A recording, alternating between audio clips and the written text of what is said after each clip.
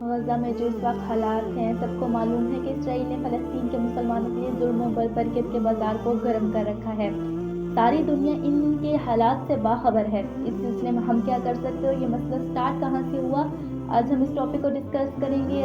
السلام علیکم ورحمۃ اللہ وبرکاتہ، میں ہوں کوثر اور آپ دیکھ رہے ہیں اسلامک کوثر۔ آج کے دور میں مسئلہ فلسطین کو ایک قومی اور سیاسی مسئلے کے طور پر دیکھا جا رہا ہے۔ بظاہر طور پر دو قومیں عرب اور فلسطین ایک مخصوص علاقے پر اپنی حاکمیت کا دعویٰ کر رہے ہیں۔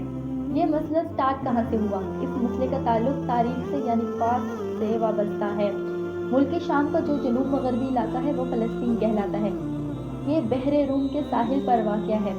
سرزمین فلسطین کو یہ اہمیت حاصل ہے کہ تحقیق کے مطابق یہ سرزمین فلسطین ہی تھی جہاں سب سے پہلے فصل اگائی گئی۔ تقریباً 11,000 سال پہلے جہاں پہلی دفعہ رہائش کی انسان نے، وہ بھی سرزمین فلسطین ہی تھی۔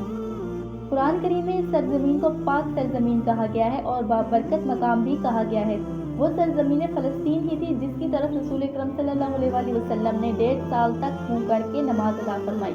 فلسطین یعنی ارض مقدس کو یہود و نصارہ کی کتابوں میں سرزمین موعود کہا گیا ہے۔ قوم یہود کے مطابق جب حضرت موسیٰ علیہ السلام بنی اسرائیل کے ساتھ یہاں آباد ہوئے تو آپ علیہ السلام نے یہاں ایک عبادت گاہ کی بنیاد رکھی، جہاں حضرت داؤد علیہ السلام کے زمانے میں اور حضرت سلیمان علیہ السلام کے زمانے میں ایک ہیکل یا محل تعمیر کیا گیا۔ جب روم کے عیسائیوں کی حکومت تھی فلسطین پر، اس وقت حضرت عمر رضی اللہ تعالیٰ عنہ نے سال 638 عیسوی میں فلسطین کو فتح کیا۔ جب حضرت عمر فاروق رضی اللہ تعالیٰ عنہ فاتح کی حیثیت سے یروشلم میں داخل ہوئے تو سب سے پہلے اس چٹان کے قریب ایک مسجد بنانے کا حکم دیا۔ اس مسجد کو آج دنیا مسجد اقصیٰ کے نام سے جانتی ہے۔ مسجد اقصیٰ کے متعلق نبی کریم صلی اللہ علیہ وسلم کا فرمان عالی شان موجود ہے۔ آپ صلی اللہ علیہ وسلم نے فرمایا، خاص کر کے سفر کرنا ہوا تو 3 مسجدوں کے لیے کرنا۔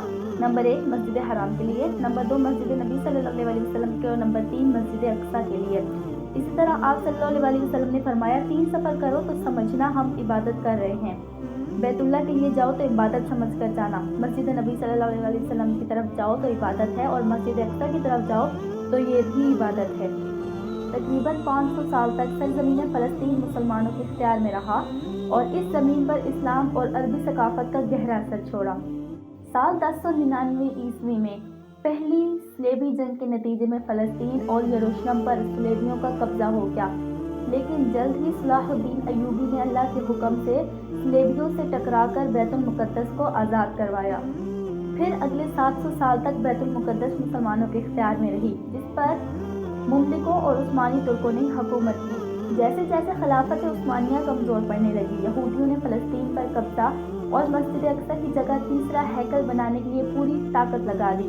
تیسرا ہیکل اس لیے کہ جیسا کہ میں آپ کو پچھلی ویڈیو میں بتا چکی ہوں، پہلے 2 ہیکل بادشاہ بخت نصر اور ٹائٹس رومی نے 2 مرتبہ تباہ و برباد کر دیے اور یہودی قوم کا قتل عام بھی کیا گیا تھا۔ لہٰذا یہودیوں کا یہ مقصد تھا کہ وہ قرب قیامت میں وہ ہیکل کو تیسری مرتبہ تعمیر کر کے وہاں دوبارہ راج قائم کرنا چاہتے تھے، اور راج قائم کرنے کے لیے انہیں ایک مسیحا کی ضرورت ہے جو کہ دجال ہے، جو کہ پوری دنیا میں یہودیوں کی حکومت قائم کرے گا۔ لیکن آخری عثمانی سلطان عبدالحمید کی زندگی میں یہ کام پایۂ تکمیل تک نہ پہنچ سکا۔ یہودی قوم حضرت سلیمان علیہ السلام کے بعد در بدر ملکوں میں پھرتے رہے اور 2000 سالوں سے ان کا اپنا کوئی ملک یا ریاست نہیں تھا۔ لہٰذا 19ویں صدی میں صہیونی تحریک کا آغاز ہوا، جس کو اس مقصد کے لیے بنایا گیا کہ دنیا بھر میں پھیلے ہوئے یہودیوں کو فلسطین کی طرف بلایا جائے اور یہاں ایک الگ سی یہودی ریاست قائم کی جائے تاکہ یہاں ہیکل دوبارہ سے تعمیر کیا جائے۔ چنانچہ پہلی عالمی جنگ کے بعد جب سلطنت عثمانیہ کا خاتمہ ہوا تو فلسطین پر برطانیہ کا قبضہ ہو گیا۔ یورپی ممالک نے صہیونی تحریک کی حمایت کر دی۔ اس طرح سے دنیا بھر کے یہودی فلسطین آ کر آباد ہونا شروع ہو گئے۔ اب ان سب کا نتیجہ یہ نکلا کہ عرب وہاں پہلے سے ہی موجود تھے، یہودی بھی آ گئے تو ان کے تنازعات بڑھنے لگے۔ ایسی صورت میں یونائٹڈ نیشن نے فلسطین کا کنٹرول سنبھال لیا۔ UN نے فلسطین کو 2 علیحدہ ملکوں میں تقسیم کرنے کا منصوبہ پیش کیا، ایک کو عرب فلسطین اور دوسرے کو یہودی اسرائیل بنانے کا منصوبہ تھا، جبکہ یروشلم کو UN نے اپنے کنٹرول میں ہی رکھا۔ آخرکار 4 مئی 1948 کو اسرائیل وجود میں آیا، لیکن جو ارد گرد کے عرب ممالک تھے انہوں نے اسرائیل کو تسلیم کرنے سے انکار کر دیا۔ پھر کیا ہوا ناظرین؟ پھر عرب اسرائیل جنگ کا آغاز ہوا۔ اتنے سارے عرب ممالک کے ہتھیاروں سے لیس فوج کو اسرائیل اکیلے نے شکست دے دی اور ایک ایک کر کے तमाम अरब ममालिक ने हथियार डाल दिए। अब इसराइल ने उन इलाकों पर कब्जा कर लिया जो फ़लस्तीन का हिस्सा था। इसका नतीजा ये निकला कि 7 लाख फ़लस्तीनी मुसलमान बेघर हो गए। इस दिन को अल-नकबा भी कहा जाता है, यानी तबाही का दिन। फिर साल 1967 को एक बार फिर अरब ताकतें और इसराइल आमने सामने आ गए। इस बार भी फतह इसराइल को हासिल हुई। इसको 6 डेज वॉर यानी 6 रोज़ा जंग से भी याद किया जाता है। लिहाजा फ़लस्तीनी मुसलमान सिर्फ वेस्ट बैंक और गजा में सिमट कर रह गए। यहूदियों की साजिश ही यही ख़त्म नहीं हुई नाज़रीन, बल्कि इसके बाद भी इसराइल फ़लस्तीन के इलाकों पर कब्जा करता चला गया, जिसके नतीजे में कई तहरीकी ऑर्गेनाइजेशंस इसराइल से लड़ने के लिए सामने आई, जिसका ये नतीजा निकला कि पिछले कई सालों से खून खराबा, झड़पें, हमले ज़मीनी और फ़िज़ाई तरीके से और कत्लो गारत का बाजार गर्म हुआ है। फ़लस्तीन के मुसलमानों से जो खामखा लड़ाई की जा रही है, उसके मुतालिक अगर हम कुरान पाक खोलें और कुरान पाक पढ़ें तो हमें कुरान पाक में ये मिलता है कि कुरान पाक में अल्लाह ताला सूरह अल-हज में फरमाते हैं, जिन मुसलमानों से खामखा लड़ाई की जा रही है उन्हें इजाज़त है कि वो भी लड़ें, क्योंकि इन पर जुल्म हो रहा है और अल्लाह उनकी मदद करेगा। वो यकीनन इनकी मदद पर कादिर है। ये वो लोग हैं कि अपने घरों से नाहक निकाल दिए गए, उन्होंने किसी का कुछ नहीं किया।